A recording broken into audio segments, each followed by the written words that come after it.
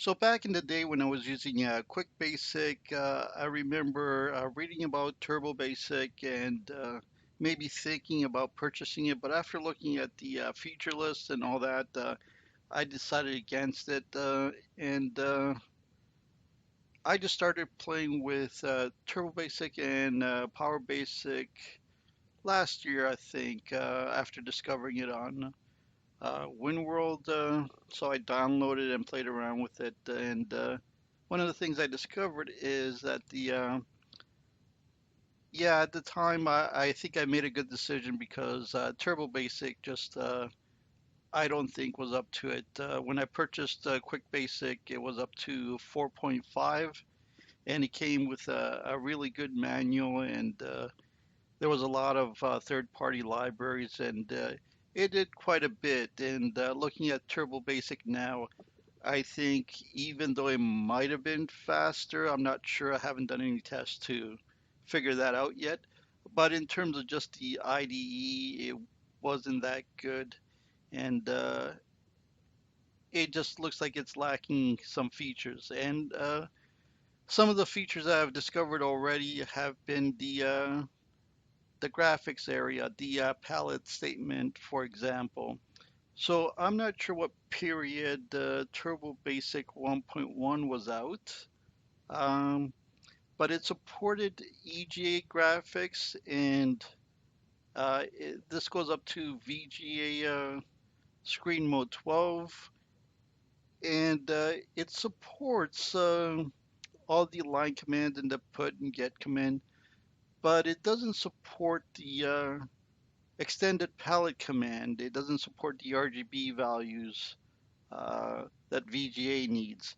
And this is also true of Power Basic, which is by the same author after he left Borland and released a newer version called Power Basic. This is Power Basic 3.5, and it doesn't look like much was done after that period in terms of the graphic capabilities. The IDE has been improved, and it looks like there's been a number of features added, but the graphics are still the same. It only supports Screen Mode 12. I should remove this because it doesn't support Screen Mode 13. And so one of the things I did was just create some additional subprograms to bring it up to par with Quick Basic. And so let me just run this demo. You've seen variations of this, I think QBasic and Quick Basic. Uh, so this just puts it in Screen Mode 7. It changes the palette, and if we hit enter, it changes it back to the default palette. So if we go into the listing here, uh, we can see where I have palette X. This is the replacement function to replace palette if you want to use RGB values. Now there's a formula to calculate that. I provided this only if you're converting maybe from a quick basic program or a QBasic program, and it's using the palette command with the extended ranges. You'll know it's an extended range when it goes over value 63. So if anything goes over value 63, it's an extended palette. So you need the formula basically to figure it out. And I also provided a second method of just providing the color index and the red, green, blue value.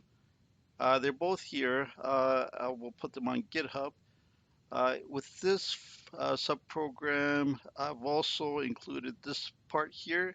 You can replace, let me just highlight, you can replace this with this. I have no idea if using the out command is any faster, but it might be, so I left it in there. You'd have to do your own testing. So this works with Power Basic. It doesn't work with Turbo Basic. So I wrote this command that works with Turbo Basic, this subprogram. And this basically uses a different way that's compatible, and that's by using the peek command to convert the value. Um, if you try using the formula I'll show you, it doesn't work out. So again, here we go. That's all it does. Let's switch to the Turbo Basic. So this is the Turbo Basic with that part that was commented, uncommented now, and the part that was being used in Power Basic. I have commented that in, so this is it right here. So if we run this, we can see that it works. Let me just go and set things back. So if we try to use the Power Basic version, I just want to show you what happens.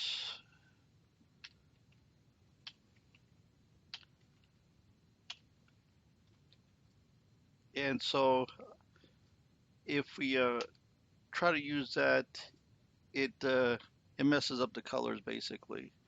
So it doesn't work quite right. So that's all I have for this video. The code is on GitHub, and let me know if you know something interesting about Turbo Basic or Power Basic.